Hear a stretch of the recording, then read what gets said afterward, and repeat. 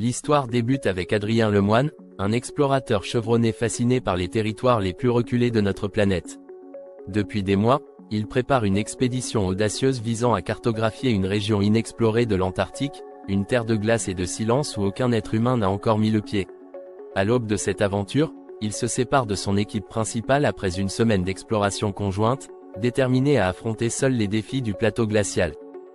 Malgré la séparation avec ses compagnons, Adrien est confiant. Mais au fond de lui, une ombre de doute persiste. Cette mission, il le sait, n'est pas seulement une quête scientifique.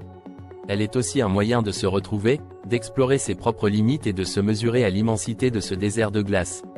Lorsqu'il reçoit, par radio, l'annonce d'une tempête imminente, il sait qu'il doit se dépêcher de rejoindre le camp de base. Pourtant, quelque chose en lui hésite, comme si une force mystérieuse l'appelait à rester. La tempête frappe plus tôt que prévu, avec une férocité qu'Adrien n'aurait jamais imaginée. Le vent hurle à travers la plaine, emportant avec lui une neige si dense qu'elle le plonge dans une nuit blanche.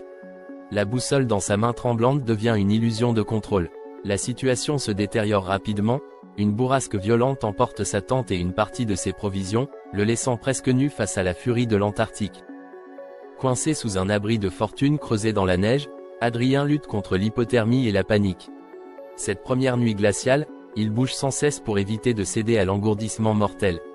Ses pensées dérivent vers sa famille, ses amis, et cette étrange attraction qui l'a poussé à s'isoler ici. La tempête s'acharne sur lui, comme une entité consciente qui voudrait le plier à sa volonté. Le matin venu, la tempête s'apaise légèrement, mais l'espoir est mince. Adrien abandonne son abri précaire et entreprend une marche forcée dans le désert blanc. Chaque pas est un effort colossal, ses jambes alourdies par la fatigue et le froid mordant. Les heures passent, et il réalise qu'il tourne en rond. Le paysage est un mirage perpétuel où chaque rocher, chaque congère de neige semble identique au précédent. C'est alors qu'il chute dans une crevasse dissimulée par une fine couche de neige. Le choc est brutal. Adrien se retrouve suspendu, son corps écrasé contre une corniche glaciale à plusieurs mètres sous terre. La douleur irradie depuis son épaule disloquée et sa jambe blessée. La panique monte. Il est seul, vulnérable, et piégé dans le ventre de la montagne de glace. La douleur ne disparaît jamais tout à fait, mais l'instinct de survie prend le dessus. Adrien parvient, dans un effort titanesque, à remettre son épaule en place. Il entreprend l'ascension de la crevasse, s'accrochant à chaque saillie de glace, son piolet grattant la paroi gelée. Au bord de l'épuisement, il atteint enfin la surface et aperçoit, au loin, une forme sombre, un refuge abandonné. À l'intérieur, il trouve quelques provisions périmées, des outils rudimentaires et un carnet de notes laissé par un ancien explorateur. La chaleur relative de la cabane n'est pas suffisante pour le réchauffer complètement. Alors qu'il allume un petit feu, il déchiffre les mots griffonnés sur les pages jaunies, la montagne choisie qui elle laisse vivre. Ces mots résonnent en lui comme un avertissement ou une promesse. 2 jours plus tard, Adrien reprend sa route. Le blizzard s'est calmé, mais la montagne, elle, est encore là, l'observant. La progression est lente, chaque pas mesuré pour ne pas réveiller la colère de ce terrain traître. Soudain, il repère un mouvement, un ours polaire. L'animal le guette, ses yeux sombres fixés sur lui avec une intelligence froide. Adrien sait qu'il ne peut ni fuir, ni combattre. Dans un élan de désespoir, il frappe le sol avec son piolet, créant un bruit fort et menaçant. L'ours hésite, puis s'éloigne. Mais Adrien sent que l'animal le suit, invisible, comme un gardien silencieux qui attend son moment. Cette rencontre laisse en lui un frisson nouveau, la sensation d'être devenu une proie.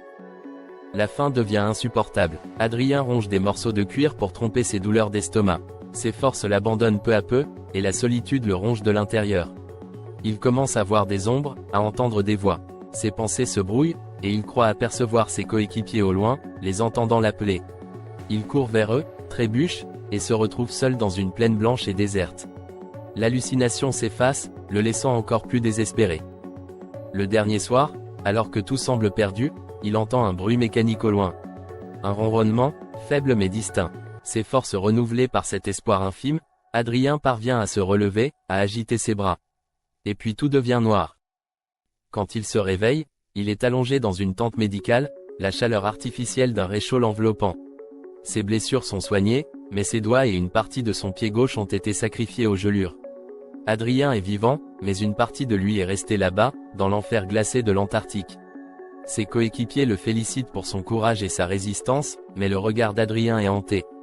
Il sait que cette montagne, cette tempête, tout cela, était plus qu'une simple adversité climatique. De retour chez lui, Adrien partage son récit avec les scientifiques et les médias, choquant par l'intensité de ce qu'il a vécu. Pourtant, lorsqu'il regarde les images capturées par sa caméra, quelque chose ne colle pas.